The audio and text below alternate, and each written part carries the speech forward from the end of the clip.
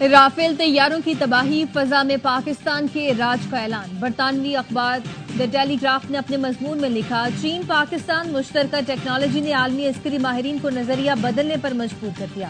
پاکستان نے بھارتی تکبر کے پرخچے اڑا دیے۔ رافیل طیاروں کی تباہی بھارت کے لیے نہ صرف تصحیق آمیز بلکہ خطے میں گیم چینجر بھی ہے۔ پاکستان نے نادیدہ اور خاموش ٹیکنالوجی سے بھارت پر دھاک بٹھا دی۔ برطانوی اخبار نے لکھا، پاکستان کے پاس موجود چینی ٹیکنالوجی کے خوف سے بھارتی رافیل سرحد سے 300 کلومیٹر دور رہے۔ پاک فضائیہ کے ہاتھوں گرنے والے رافیل طیارے کے پائلٹ کو اپنی طرف آتی موت کی خبر تک نہ ہو سکی۔ پاک چین سینسر فیوژن ٹیکنالوجی نے رافیل کو ٹارگٹ لاک کرنے تک کا موقع نہ دیا۔ صحافی میمفس بارکر نے کہا، جب ہتھیار نظر ہی نہ آئے تو رافیل کا پائلٹ خود کو کیسے بچاتا؟ یہ کوئی ڈاگ فائٹ نہیں تھی بلکہ بھارتی اور گلوبل ڈاکٹرائن کا خاتمہ تھا۔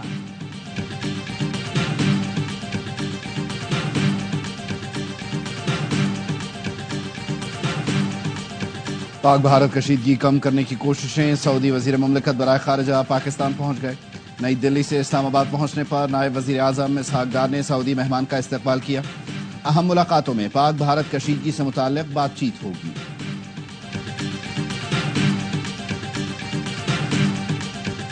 امریکہ نے بھارت کی طرفداری سے انکار کر دیا۔ امریکی نائب صدر نے کہہ دیا، دونوں ملکوں کے بیچ میں نہیں پڑیں گے۔ ایک انٹرویو میں جے ڈی وینس نے کہا، ہم ان ملکوں کو کنٹرول نہیں کر سکتے، کشیدگی کم کرنے کی ترغیب دیں گے۔ امید ہے معاملہ جوہری جنگ کی جانب نہیں جائے گا۔ ادھر ترجمان امریکی محکمہ خارجہ نے بتایا، وزیر خارجہ کی پاکستانی وزیر اعظم اور بھارتی وزیر خارجہ سے بات ہوئی ہے۔ دونوں ملکوں سے کہا ہے مسلح تصادم بند کریں۔ پاک فوج نے 2 دن کے دوران دراندازی کرنے والے 77 بھارتی ڈرونز مار گرائے۔ سیکیورٹی ذرائع کے مطابق گزشتہ شام تک 29 اور رات سے اب تک 48 ڈرونز کو نشانہ بنایا گیا۔ ایک ڈرون وہاڑی، ایک پاک پتن اور 4 کو اکاڑا میں تباہ کیا گیا۔ D G I S P R کا کہنا ہے، ہمارے ایئر ڈیفنس سسٹم میں چھوٹے ڈرونز کو ٹریک کرنے کی صلاحیت موجود ہے۔ تمام ڈرونز مسلسل ریڈار پر مانیٹر کیے جا رہے تھے۔ پاکستان کا دفاعی نظام اور ایئر ڈیفنس سسٹم دشمن کے حملوں کو مسلسل ناکام بنا رہا ہے۔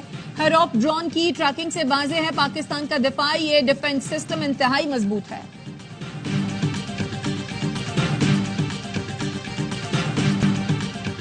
بھارتی پائلٹس کو پاکستان آنے سے ڈر لگتا ہے، اس لیے ڈرون بھیج رہے ہیں۔ وزیر قانون اعظم نذیر تارڑ کا قومی اسمبلی میں اظہار خیال، کہا آرمی چیف کو اختیار دیا ہے، جس قدر فورس استعمال کرنا چاہیں کر سکتے ہیں۔ بھارتی جارحیت کے خلاف پوری قوم متحد ہے، سرحدوں اور عوام کی حفاظت کرنا جانتے ہیں۔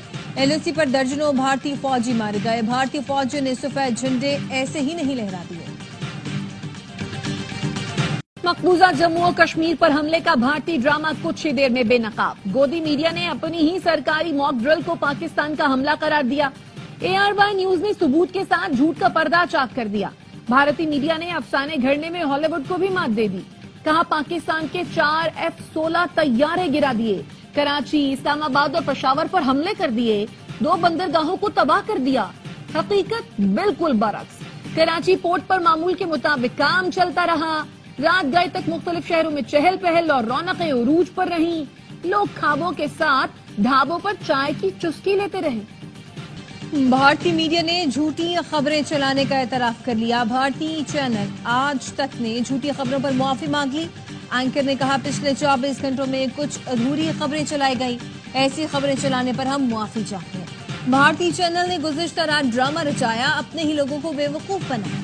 پاکستانی سوشل میڈیا صارفین نے بھارتی پروپیگنڈا بے نقاب کیا تو معافی مانگی۔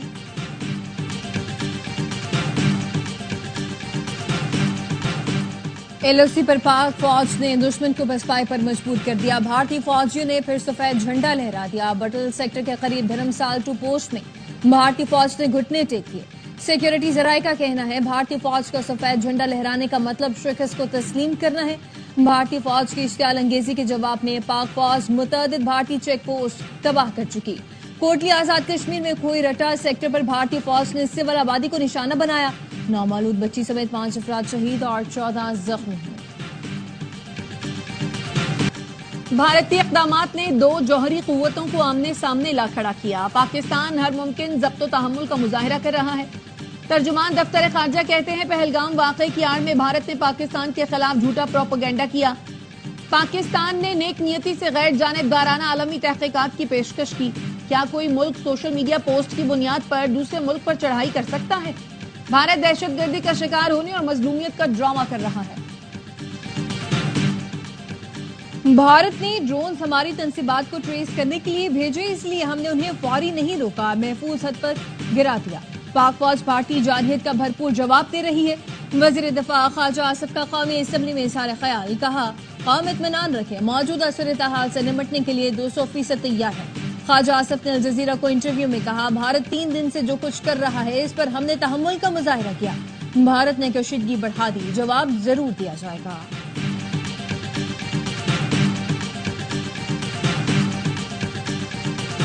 نائب وزیر اعظم اسحاق ڈار سے برطانوی وزیر خارجہ کا رابطہ. ڈیوڈ لیمی نے بھارتی حملوں میں قیمتی جانوں کے ضیاع پر تعزیت کی اور موجودہ صورتحال پر تشویش کا اظہار کیا. تحمل سے کام لینے اور کشیدگی کم کرنے کی ضرورت پر زور دیا.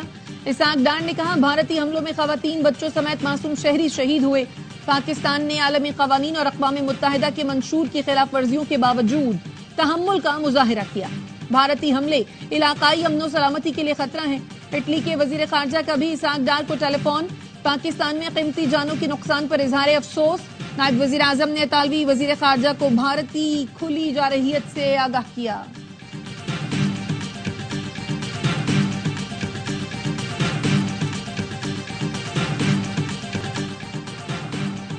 اور وزیر اعظم کا رواں مالی سال کے پہلے 10 ماہ کے دوران ترسیلات زر میں 31% اضافے پر اظہار اطمینان. شہباز شریف نے کہا ترسیلات زر 31 ارب ڈالر کی بلند ترین سطح پر پہنچ گئی.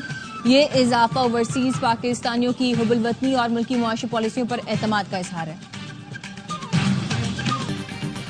اسرائیل کا دیا ہوا اسلحہ بھارت پاکستان کے خلاف استعمال کر رہا ہے. بھارت اسرائیل اتحاد ہمارے نشانے پر ہونا چاہیے، اس معاملے پر ہمارا قومی بیانیہ ہونا چاہیے. سربراہ جے یو آئی مولانا فضل الرحمان کا قومی اسمبلی میں اظہار خیال. جے یو آئی کا آج یوم دفاع وطن منانے کا فیصلہ.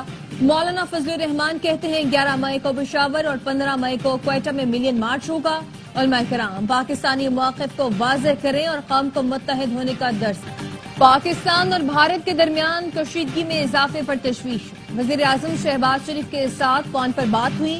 ترک صدر رجب طیب اردوان نے ایکس پر پوسٹ میں لکھا پہلگام واقعے کے پاکستان کی جانب سے بین الاقوامی تحقیقات کرانے کی تجویز کو قابل قدر سمجھتے ہیں. بطور ذمہ دار ملک ہم ان لوگوں کے بجائے جو آگ پر تیل ڈال رہے ہیں ہر ممکن کوشش کر رہے ہیں کہ کشیدگی کم ہو اور مذاکرات کے راستے کھلیں.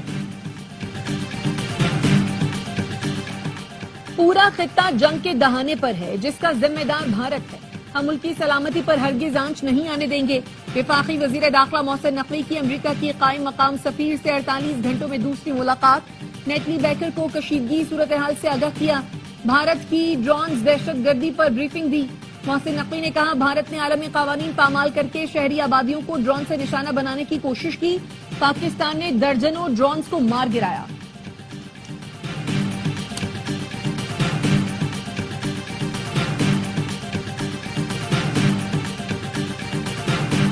پاکستان بھارتی جارحیت کے جواب میں دفاعی اقدامات کر رہا ہے. بھارت کشیدگی بڑھا رہا ہے.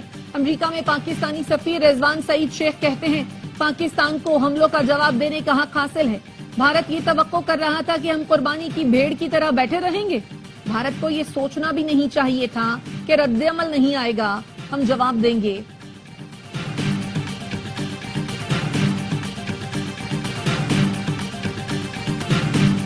پنجاب کو بھارت کے قبضے سے آزاد کرا کر ہی دم لیں گے. سکھ رہنما گرپتونت سنگھ پنو نے بھی بھارت کے خلاف اعلان جنگ کر دیا. کہتے ہیں بھارت کو جواب دینے کی تیاری کر رہے ہیں. اس بار دشمن کا غرور خاک میں ملا دیں گے.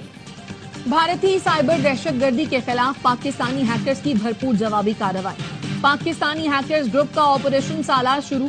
بھارت کی 4 بڑی ویب سائٹس ہیک کر لی گئی. بھارت کی 4 اہم ویب سائٹس کو ہیک کر کے ڈیٹا حاصل کیا گیا. پاکستانی ہیکرز نے کہا کوئی خود مختاری کو چیلنج کرے گا تو خاموش نہیں بیٹھیں گے.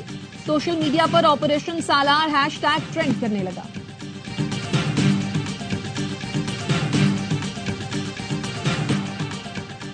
غیر ریاستی عناصر 2 ایٹمی ملکوں کو جنگ کی طرف دھکیل سکتے ہیں. بات چیت نہ ہونے سے معاملات مزید بگڑ سکتے ہیں.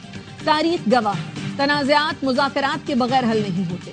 سابق chief of general staff lieutenant general retired Muhammad Saeed کہتے ہیں ثبوت کے بغیر پاکستان پر الزام تراشی ناقابل قبول ہے. انٹیلیجنس ڈیٹا سامنے لایا جائے. اسکائی نیوز اپنی ٹیم لے کر آئے اور ان مقامات کا دورہ کرے جہاں بھارت نے حملے کیے. تحقیقات کریں وہاں کون سے دہشت گرد تھے. کوئی نہ کوئی ثبوت تو ہوگا, کوئی منی ٹریل, کوئی فون کال, کچھ تو شواہد ہوں گے. ہمارے پاس سمجھوتا ایکسپریس حملے کے شواہد ہیں. اور پاک بھارت کشیدگی کے باعث IPL ایک ہفتے کے لیے ملتوی. BCCI کی تصدیق. فیصلہ دھرم شالہ میں پنجاب اور دہلی کے میچ کے بعد کیا گیا. IPL میں پلے آف اور فائنل سمیت 16 میچز باقی تھے. غیر ملکی کھلاڑیوں کی جانب سے بھارت سے فوری انخلا کے مطالبات. BCCI شدید دباؤ. پروپیگنڈا بے نقاب ہونے پر social media platform X بھی بھارتی جارحیت کی زد میں آ گیا. سچ چھپانے کے لیے مودی حکومت نے ایکس کو 8,000 سے زائد اکاؤنٹس بند کرنے کا کہہ دیا. جن اکاؤنٹس کو بند کرنے کا کہا ان میں بین الاقوامی میڈیا, مختلف اداروں کے اکاؤنٹس اور سوشل میڈیا ایکٹیوسٹ کے اکاؤنٹس بھی شامل ہیں.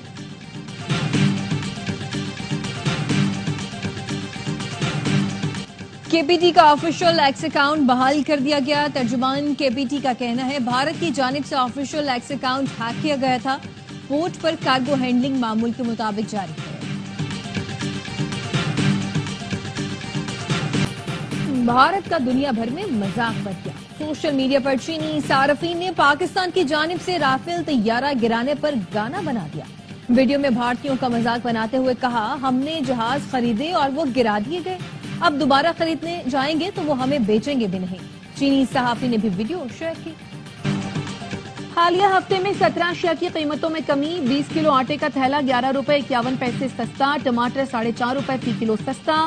لہسن کی قیمت میں 20 روپے کمی. دال, مسور, مونگ, گھی, چاول بھی سستی ہونے والی اشیاء میں شامل. چائے کی پتی, تازہ دودھ, دہی سمیت 25 اشیاء کی قیمتیں مستحکم رہیں. چکن سمیت 9 اشیاء کی قیمتوں میں اضافہ ہوا.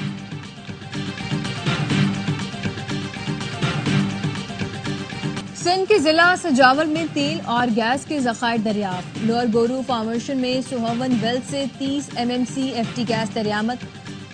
ترجمان ماڑی انرجیز کا کہنا ہے دریافت کے باعث مقامی وسائل سے گیس کی ضروریات پوری کرنے میں مدد مل سکے گی. پنجاب اور خیبر پختونخوا کے مختلف علاقوں میں بارش. سرائے عالمگیر اور شریف میں بارش سے موسم خوشگوار. بہاڑی میں آندھی کے باعث کئی درخت گر گئے. میلسی میں دیوار گرنے سے لڑکا جاں بہا. خیبر میں بارش کے بعد آبی ریلا مسجد میں داخل. لکی مروت میں ژالہ باری اور بارش سے گرمی کا زور ٹوٹ گیا. ڈیرہ اسماعیل خان میں تیز آندھی اور بارش سے نشیبی علاقے زیر آب.